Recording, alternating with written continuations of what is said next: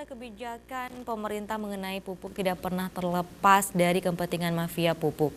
Produksi pupuk yang melimpah tidak menjadikan pupuk menjadi murah dan tersedia.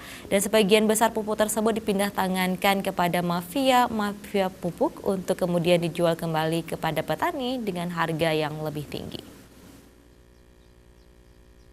Kendatipun pemerintah telah menganggarkan dana triliunan rupiah untuk subsidi pupuk setiap tahunnya, namun subsidi yang sangat besar tersebut sama sekali tidak mampu meningkatkan kesejahteraan para petani.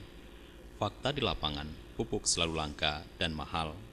Subsidi besar itu hanya dinikmati para distributor dan penjual pupuk semata.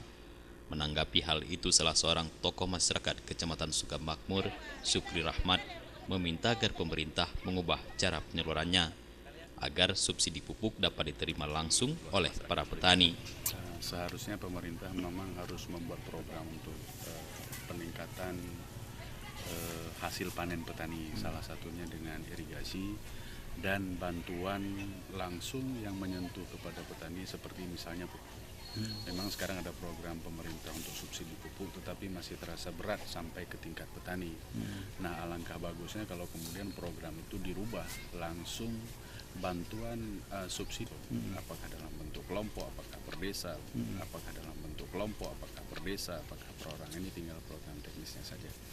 Dan dalam waktu singkat saya pikir pemerintah Aceh besar terutama sekali harus meningkatkan sarana irigasi yang ada di Desa Alam Tanjung ini, yang karena mata pencaharian masyarakat Desa Alam Tanjung dan desa sekitarnya ini hanya bergantung kepada hasil panen padi.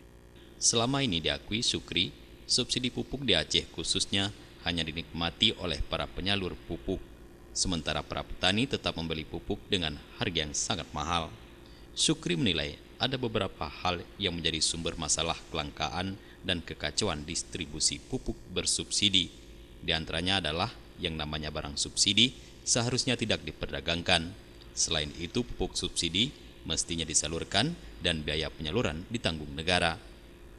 Selain persoalan pupuk bersubsidi, Sukri Rahmat juga meminta pemerintah agar meningkatkan infrastruktur pertanian.